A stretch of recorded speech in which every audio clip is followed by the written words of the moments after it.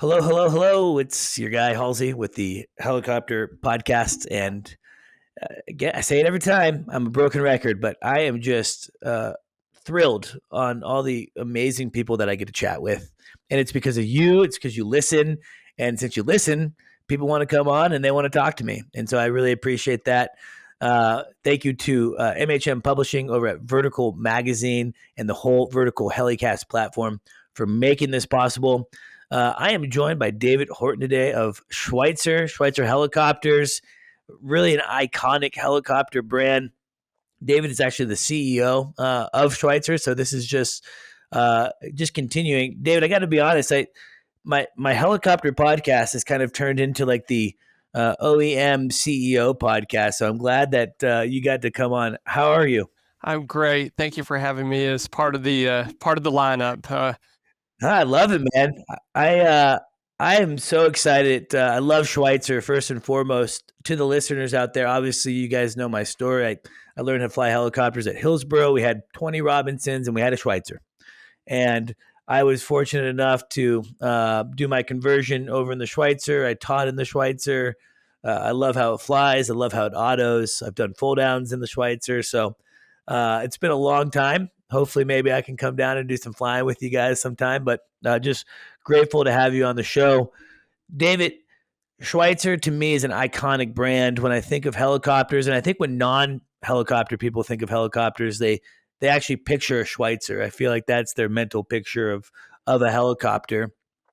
If you wouldn't mind, just give me the quick and skinny background, the history, so to speak, of Schweizer, when it started, where it started, and kind of just the walk through memory lane of Schweizer.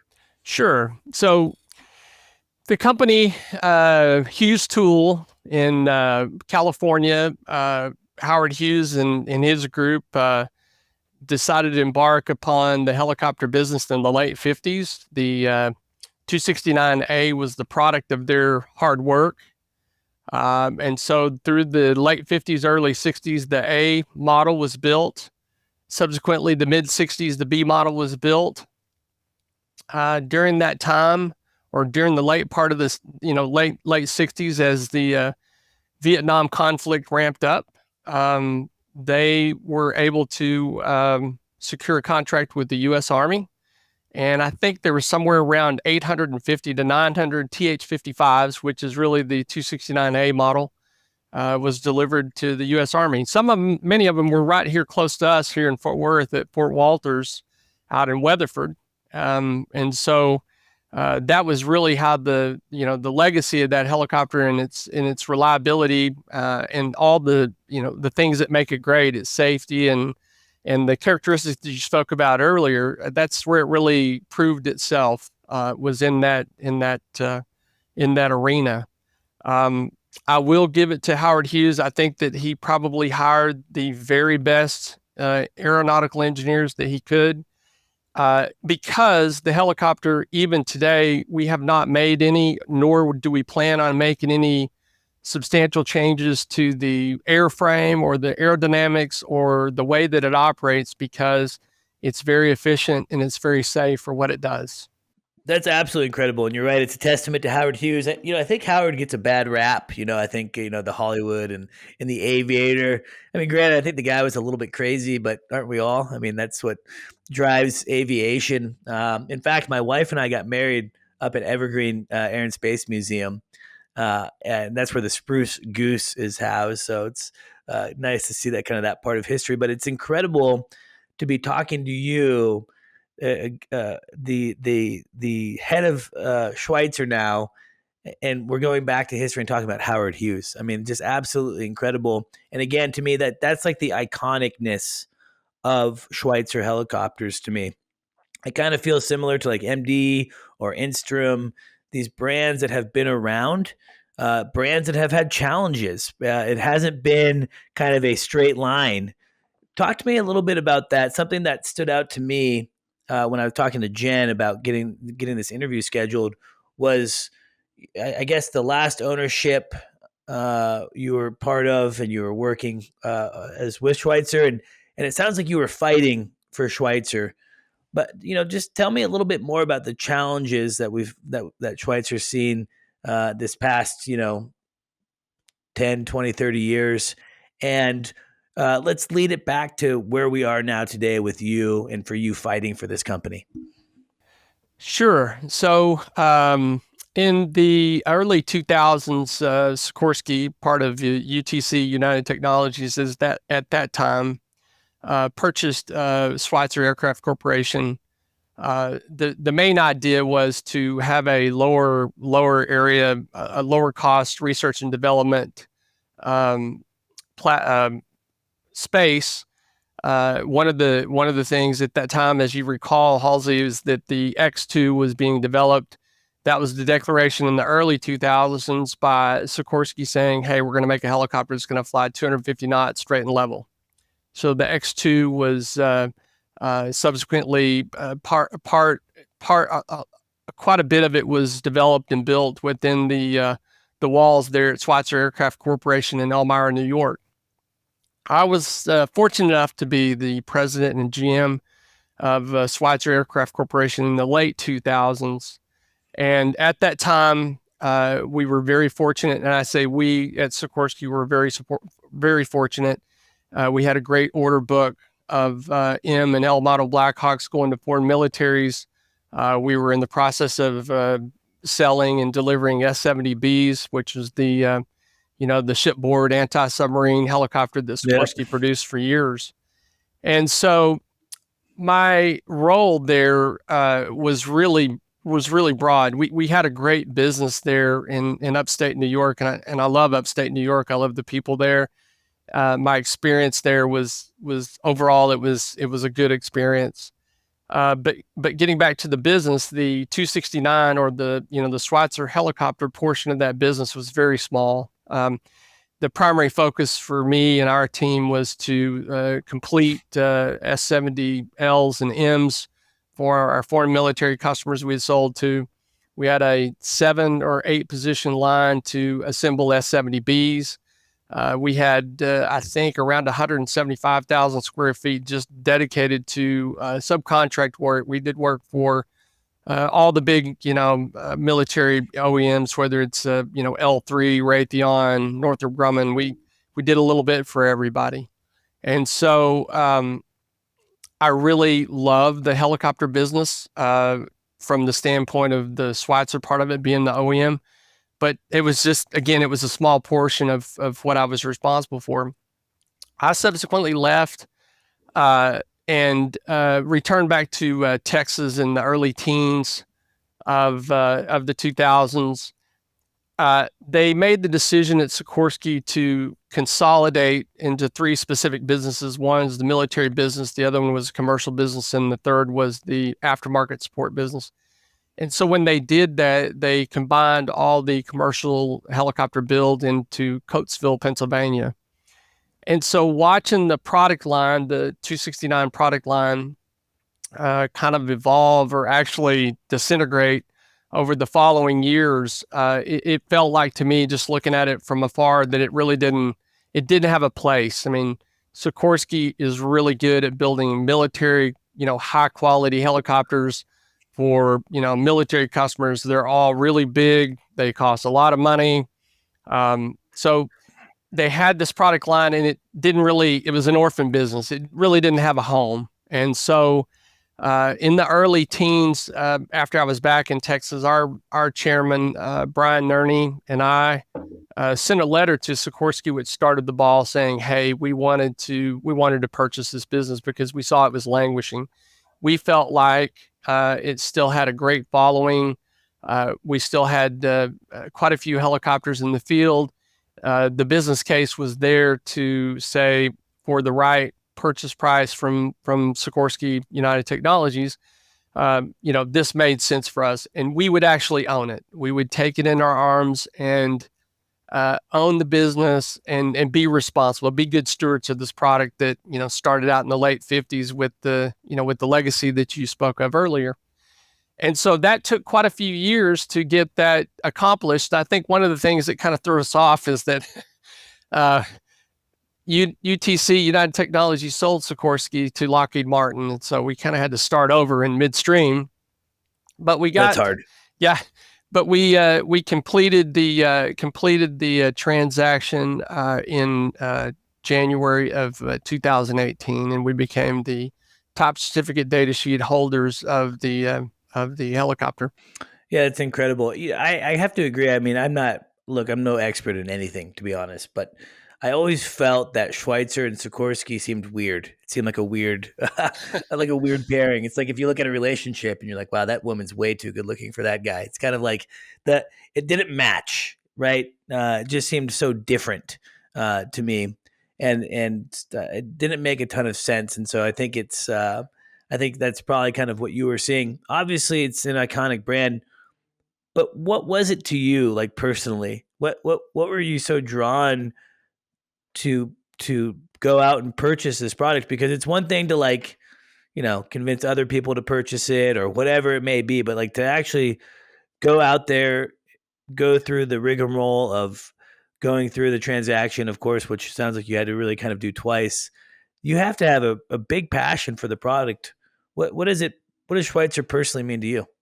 Thank you to our sponsor, Vertical Aviation International. With 80 years of service under our belts, the helicopter industry continues to innovate. We're growing with new aircraft and technology coming to the flight line and hangar. The industry's association is changing too. Helicopter Association International, or HAI, is now VAI, Vertical Aviation International. VAI unites the industry and advocates for you. Visit verticalavi.org/benefits to see how joining VAI connects you with your vertical community. Together, let's power up. It means a lot of things to me. One is having the iconic brand that trained a lot of our military, helicopter pilots, and they have this deep love for this aircraft.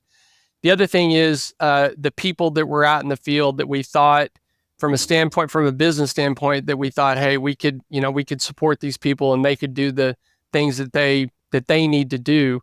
And so the real passion for me was I don't, even the short legacy that I had in the late 2000s, the passion for me, and I think the passion for our team here is that we don't want to leave these people high and dry. We don't want to ignore their needs. We don't want to leave them for, 4 or 5 years of that main rotor drive shaft. This is not, we feel like we can fill that void, and we have a passion of being in the aerospace industry, specifically around helicopters, and this is a need that we can fill. Yeah, no, it's incredible. And that's, I think that's neat. And I think that's probably makes you a very effective leader. I mean, for someone to be so passionate, to do what you did, obviously just shows that, obviously there's a business motive, of course, but there's, the best businesses are the ones that are derived from true love and passion and excitement. And I think that's kind of a neat part of just my understanding of your story and what you guys are doing now. I want to talk a lot about the aircraft, obviously, but I want to backtrack a little bit. First off, is that a Wes Welker jersey behind you there? It is. It's my boy Wes. I graduated from Texas Tech, and so I don't have my Mahomes signed jersey yet. I was going to say, where's your Mahomes jersey? He hasn't sent it to me yet. There is a reason that our corporate colors are red, black, and white, and so I'm hoping that Patrick, he hears this podcast and maybe sends me my jersey. I can stick it next to Wes's jersey. That's funny. Unfortunately, I don't think Pat's going to be listening to this one. I doubt it, but hate to break it to you, but hey, yes. you never know. No, you never know. Say never. I'm sorry. Go ahead. I love. I'm a big college football fan, and I lived in Texas actually for 10 years. But I'm from Oregon. I'm a big Oregon Duck. Will never stop being an Oregon Duck fan, even though I didn't go to college. Put that out there. And I kind of really had a strong level of discontempt for any Texas schools, but not for the Red Raiders. I was always happy with Texas Tech. But the Aggies, the Longhorns, I don't know what it is, but no, I can support Tech for sure. Thank you, Halsey. We need the support. I can support. In fact, I did a workover shift back in the day flying air medical. And I was in Big Spring, Texas, yep. West Texas. Admittedly, when guys like myself from Oregon think of Texas, like that's what we think of, right? We think of like Big Spring, flat, tumbleweed, oil field. And I actually ended up living in the hill country. So my whole world changed. Like, oh, wow, Texas is not what I thought it was. And I love Texas. And Big Spring is actually pretty cool too. But yeah, I flew. I had a patient flight. I picked up a car accident between Big Spring and Lubbock, and ended up flying into Lubbock. Landed, flew right over the football stadium. Landed at the I think a university hospital, maybe. This is years ago. And then actually on the way back, we had to fly from Lubbock to Snyder, Texas, to drop off some equipment. And over the sprawling, vast metropolis of Fluvanna, Texas. I'm not sure if you're familiar. I had a warning light come on that required me to land, and I landed in some guy's front yard in Fluvanna, Texas. And this good old boy comes out. He's like, "What the hell are you all doing?" I said, "Hey man, we got this warning light." And he's like, "Oh man, that's so cool. I had never seen." Wait until I tell my cousin. I'm calling my cousin right now. And he brings these waters out in these red Solo cups. And in the Solo cups, there's dip spit residue. I'm like, oh God.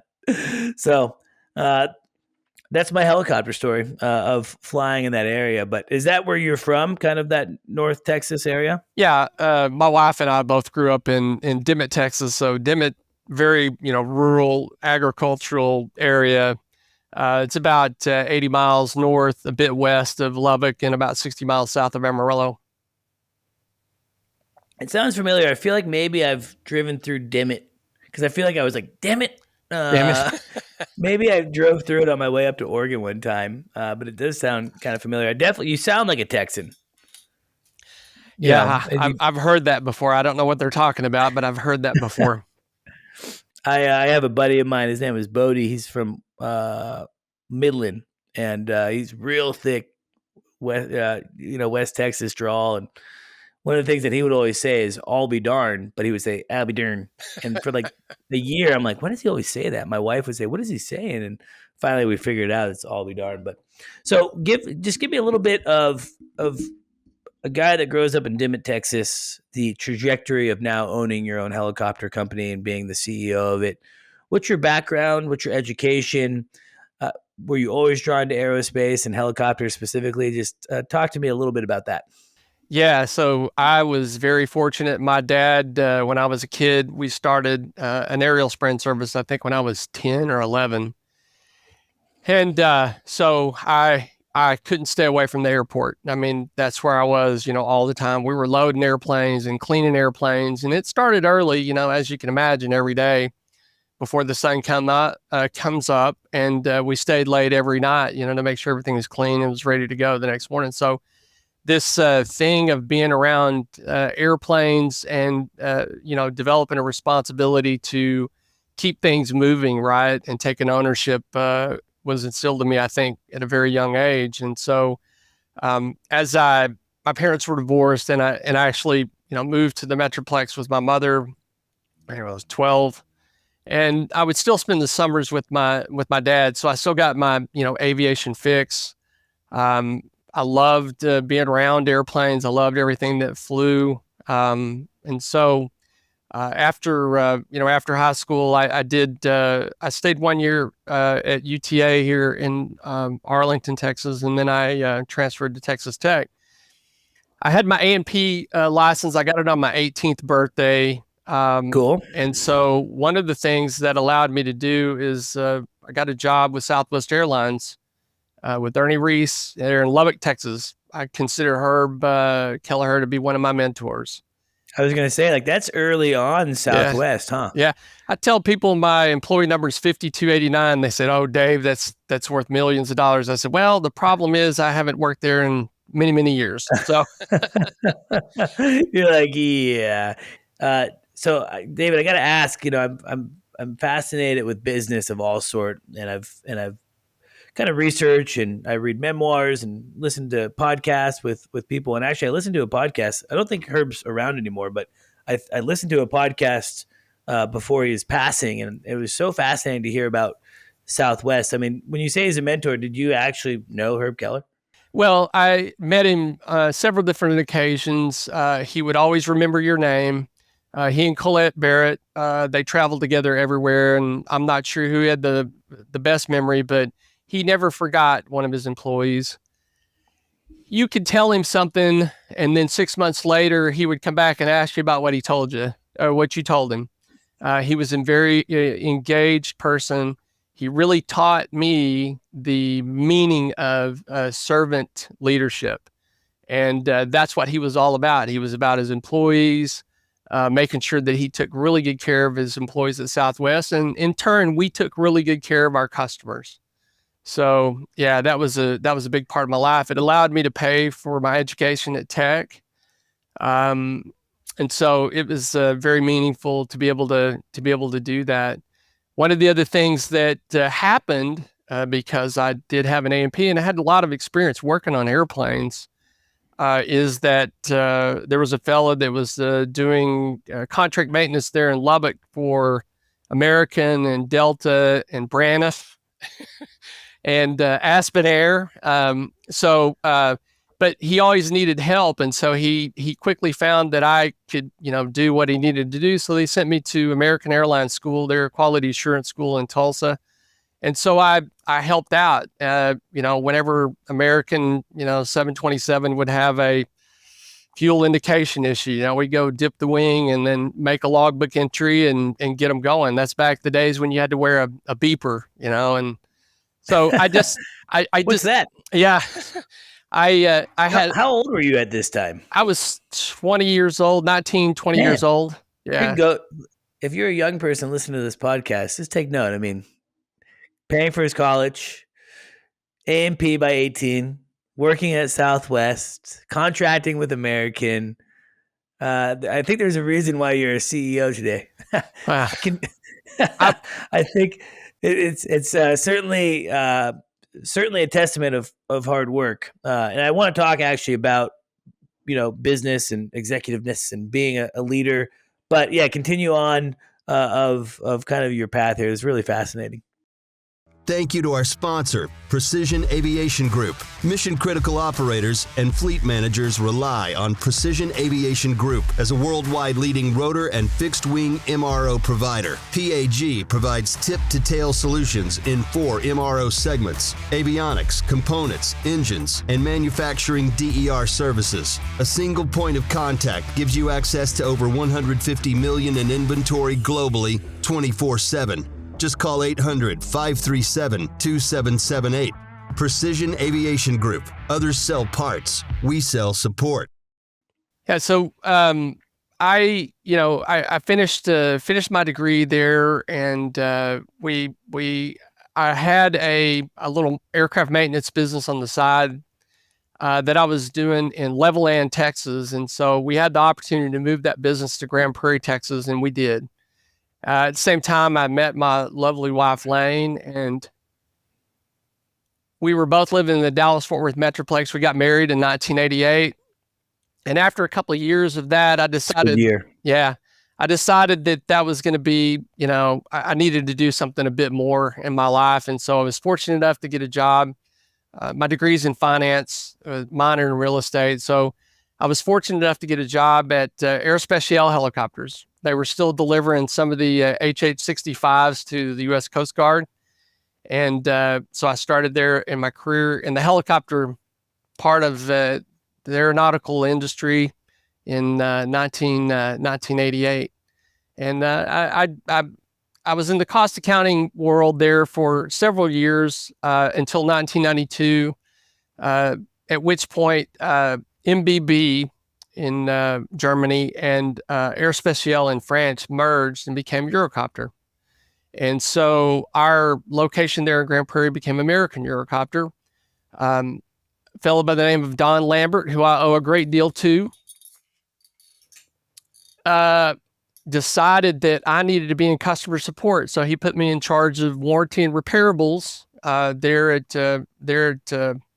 Eurocopter. And that was my first real challenge at working in a large aerospace company and having responsibility for people that work for me, as well as, being able to communicate or, deal with our customers directly. So when they would send in parts that needed to be repaired, that's what we did. And that was a great learning experience. I really enjoyed my time. I left there in 1996 and had this great idea that I would own a flight school, which lasted about 2 years. And that did not end well. Hey, not everything can work out. Yeah, no. And look, I would tell you that the age I'm at today, your failures, you really have to embrace them. Your failures are what's going to get you to where you need to be next. Because if you never fail, I'm not sure that you really understand, what's coming up, right? You get stuck. 100%. So anyway, I did a short stint at CAE Semiflight, and then I got called by Don Lambert again. He was working at Bell Helicopter and asked me to come interview for a job at Bell, and I did that. I worked for Mr. Phil Dietrich at Bell Helicopter in the early 2000s. And they gave me a big responsibility. It was the aftermarket sales and support. So I was responsible for the repairables and warranty there, but I was also responsible for the service centers. I think at one time we had 152 service centers around the world. We had sales guys, non-specific gender guy, but we had sales guys that were responsible for various, parts of the world selling our aftermarket wares, and then the marketing part of our aftermarket business, I was responsible for that too. So, in about 2004, I got another call from Don. Had moved on to corporate jets, which was CJ Systems up in Pittsburgh. I think there were already at 100 EMS helicopters at that time in the mid 2000s. And he said, we have this company, Jerry Mullins is going to go be the CEO at Instrom Helicopters. I was very happy for Jerry. But he said, we need somebody to run Heli-Dyne Systems. And so I interviewed for the job with Larry Pitapalo, and they gave me that job. And that was really my first true, president, CEO leadership role. We had about 100 employees there at Heli-Dyne Systems. And it was a great learning ground for me. I met through that business opportunity. I met some of the finest people that I still work with today. Fida Weshik, Tommy Cook. I mean, there's some people that that I really care a lot about that I met during that time frame. And that business was really it was wonderful from the standpoint of we did completions on new EMS helicopters. We did a lot of MRO. We were a Bell Service Center. We actually designed and developed our own EMS interior that was a high G loaded interior.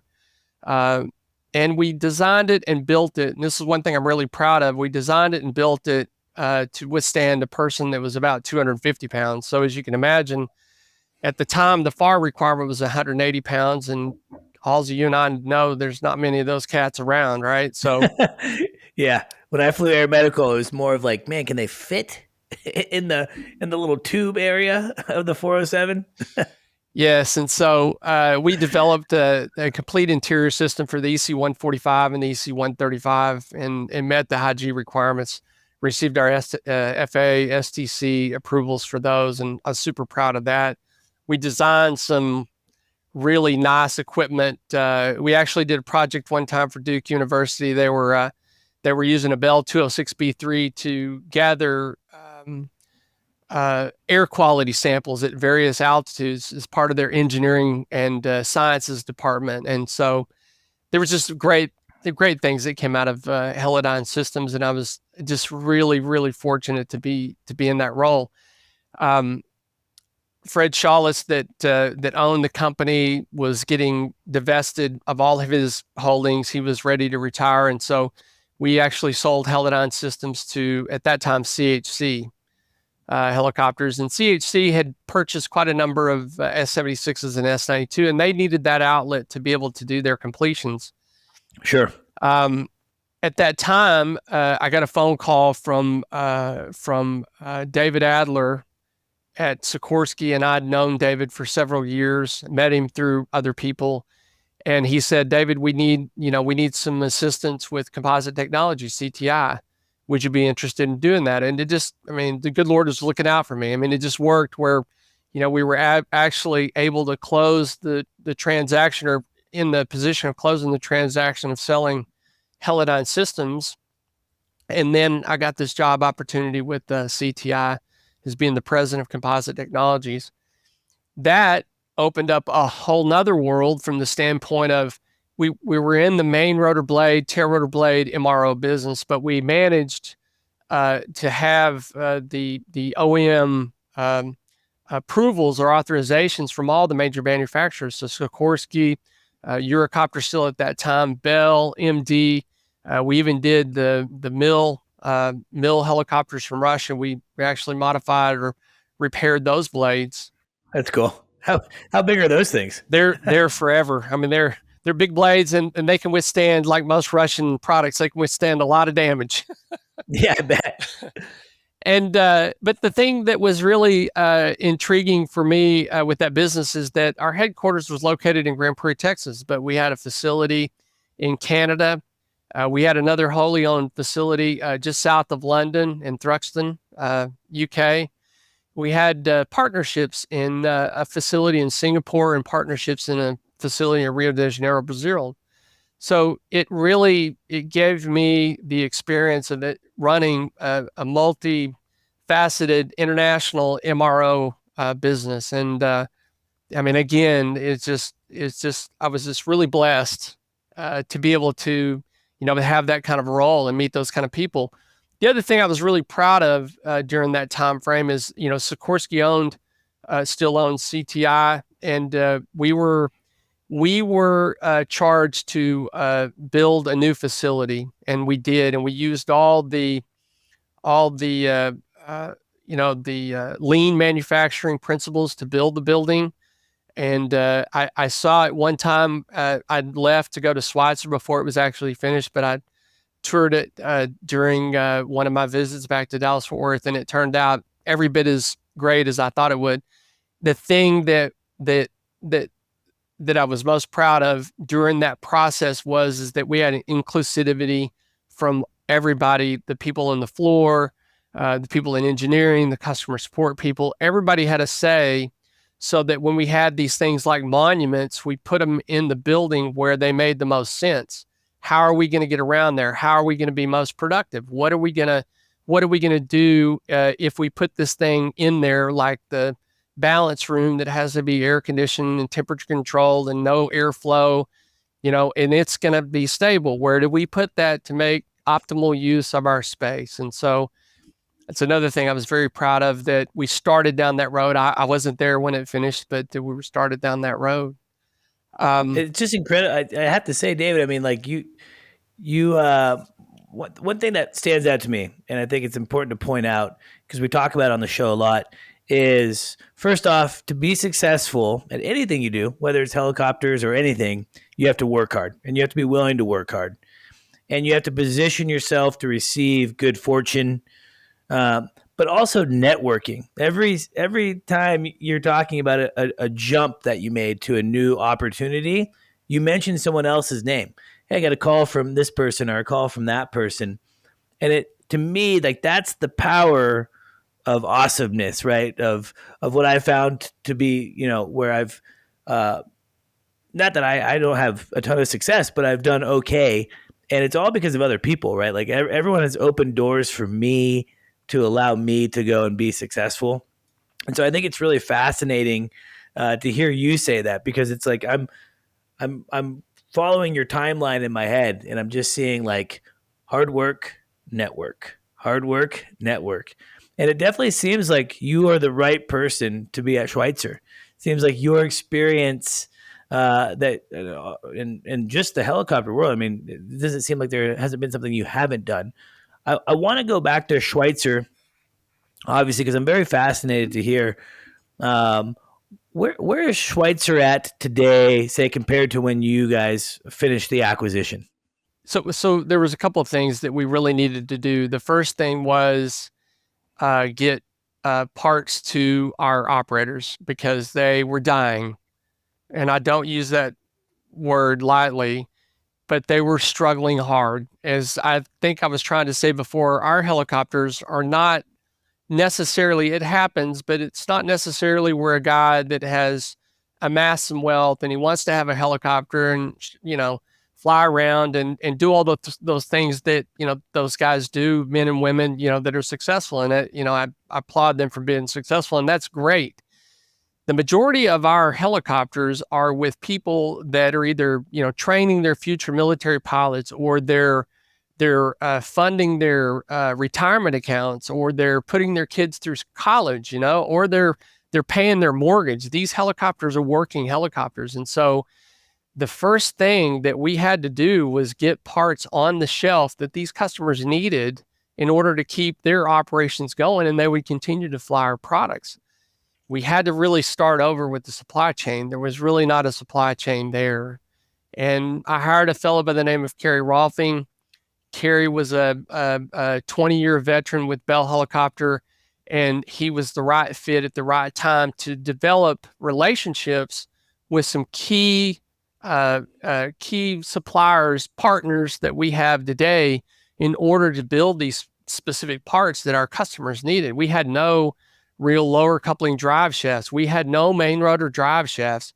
There were some parts that, that were normal, parts that you would need, lock washers or thrust bearings, things like that weren't on the shelf, that we had to go quickly build and or acquire. And so that was the first thing that we had to get done. And that was kind of the plan for the first couple of years. And I think we did a really good job. I know we spent millions and millions of dollars, as our banker would tell you, putting parts on the shelf, but it needed to be done. It's important.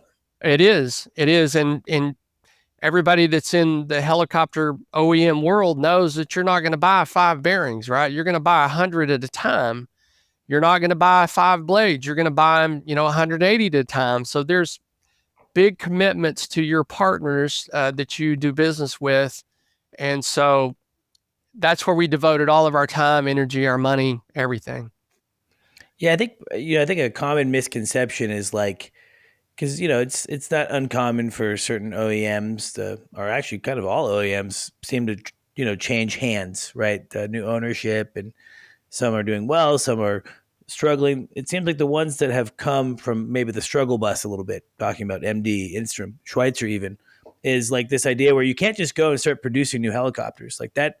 That's down the road. It's like you have to actually support the existing fleet of aircraft that's out there. And that's been interesting in my conversations with guys like Brad at MD and Dennis over at Instrom as well, of like, how do we support the existing fleet? What is the existing fleet right now of operating Schweizer aircraft? As always, a special thanks to Helicopter for producing this podcast. Specializing in helicopter evaluations, faster sales, and superb service, Helicopter is the go-to agency for clients expecting immediate results. Helicopter's team of helicopter professionals are the best in the business. Using their aviation expertise, a nationwide network, and a proprietary 76-step listing strategy, Helicopter will convert your listing from Mayday to payday. Ready to get started? Text Helicopter to 1-855-Helicopter.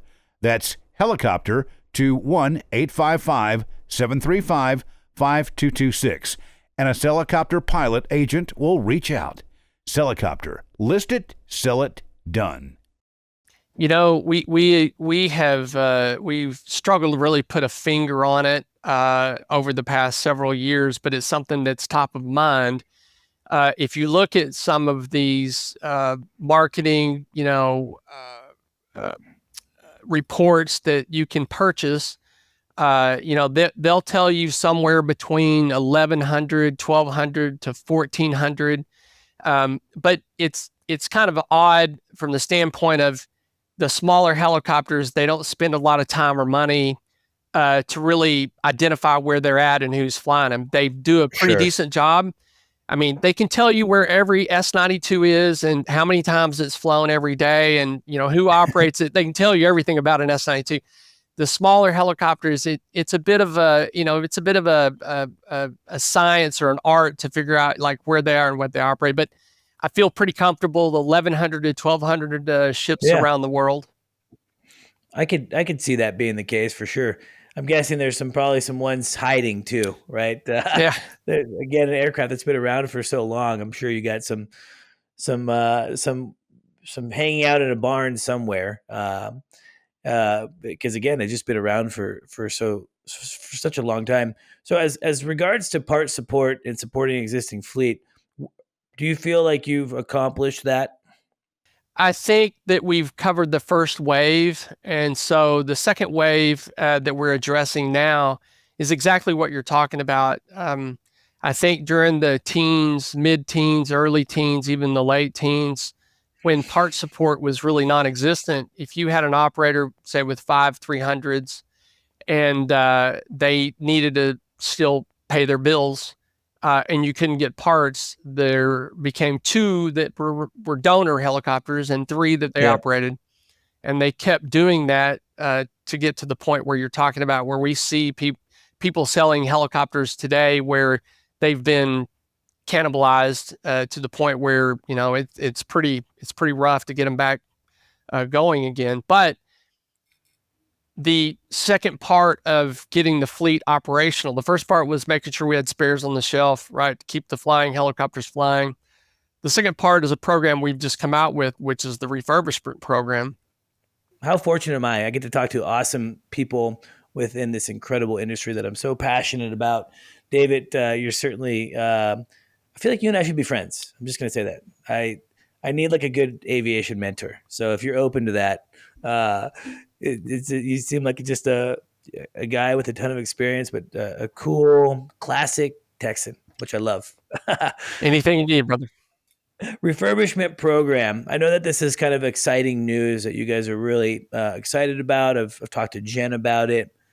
I have to say I'm not fully familiar with it, and nor do I fully understand it. So I'm excited to hear directly from you what that program is, how you developed it, and what are your goals?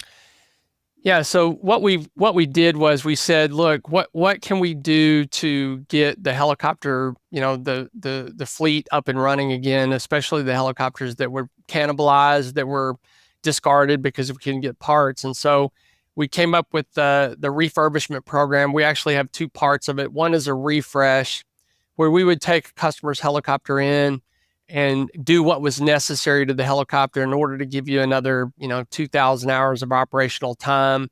So engine overhaul or a new engine, dynamic component overhauls, try to get it into one neat price. And if the customer needs help with financing, we have a couple of outlets that we could use to help them refinance their helicopter if they owned it. But normally that hasn't been the case. They've been very receptive to saying, okay, look, I've looked at your helicopter on the refresh program. It's going to take this much money to get it operational again and get it flying again. On the refurbishment, what we do is we actually take the helicopter all the way down. We repaint everything.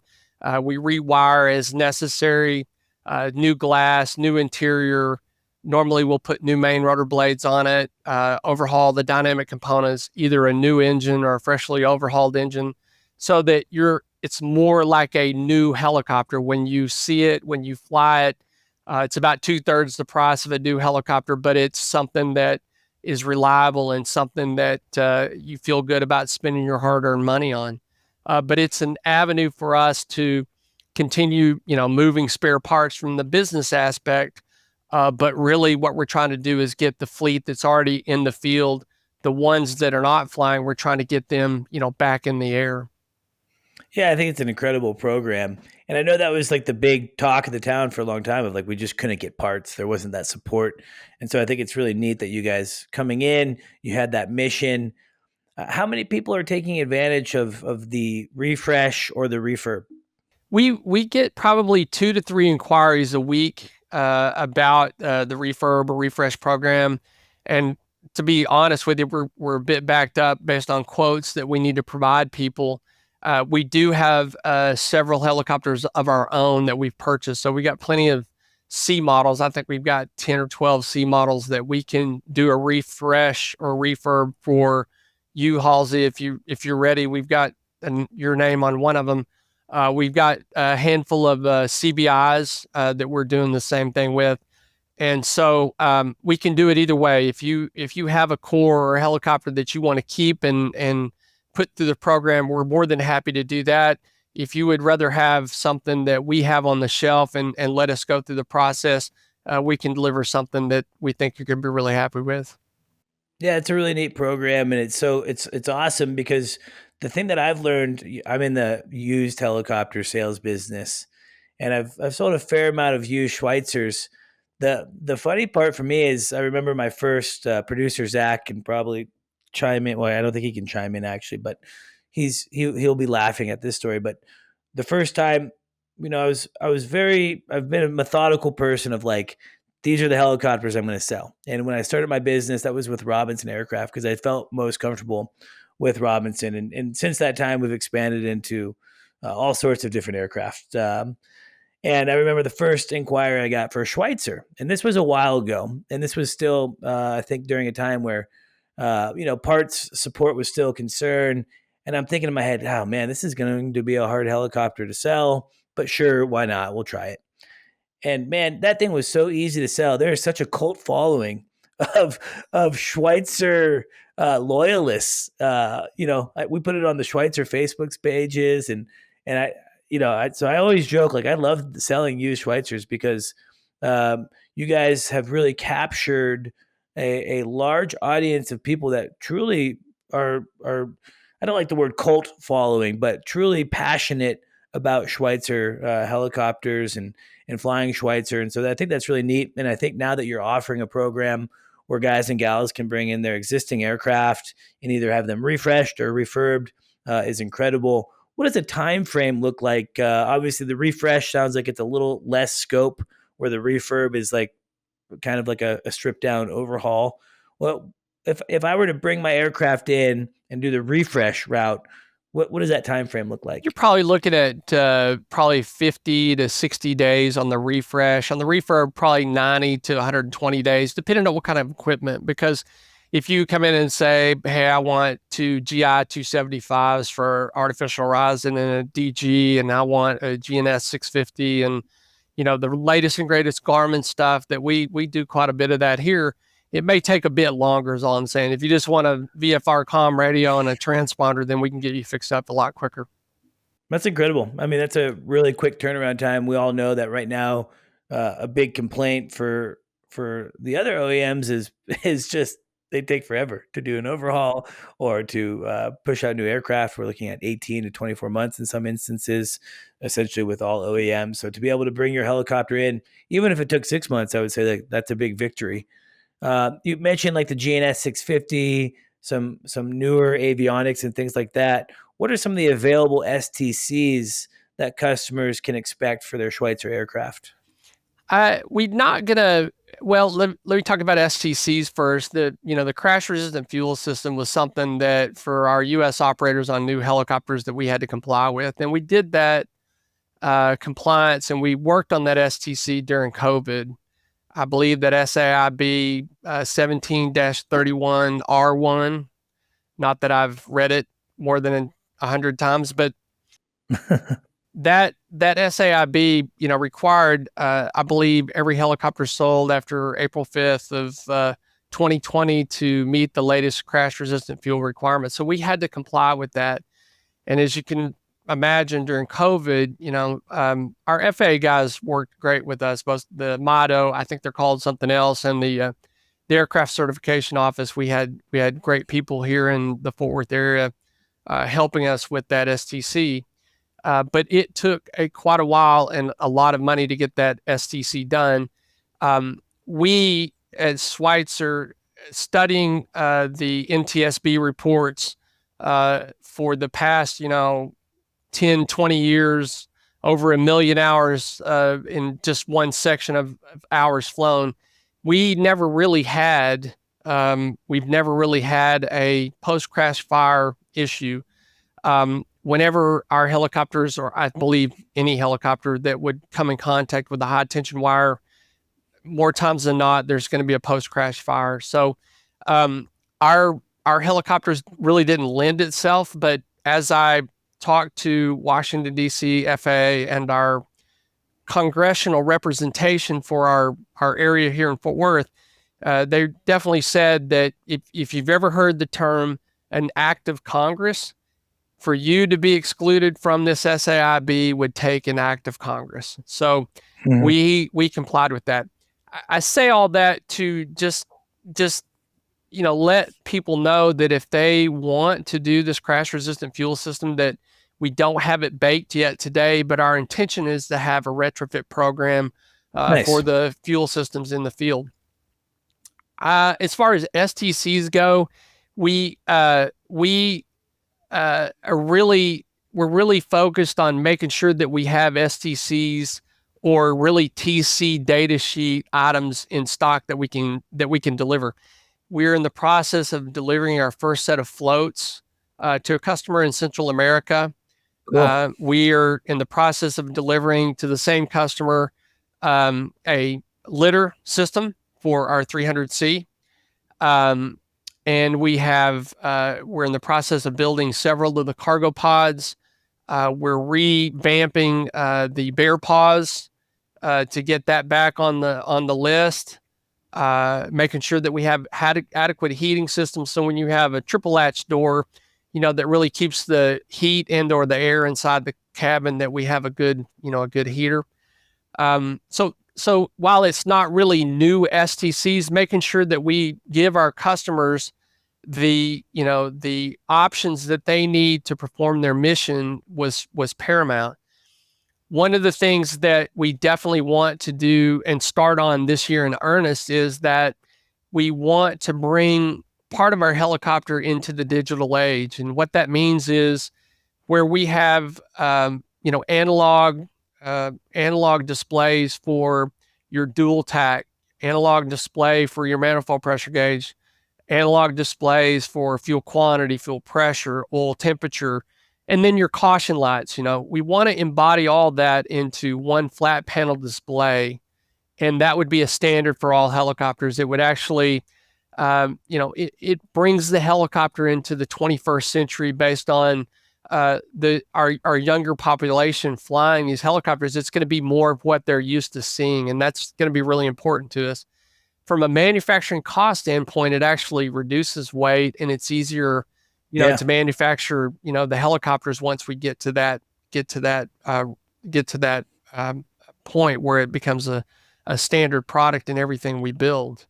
But so going back to the STC, I'm not anticipating any big time STCs coming up. I think for us is to make sure that the options are available, whether it's a cargo hook, whether it's a litter, whether it's floats, whatever our customer needs to manage their business. We need to make sure we have that. Do the upgrades to the top certificate data sheet on the flat panel display, on the instrumentation for the helicopter, and then see where we go from there.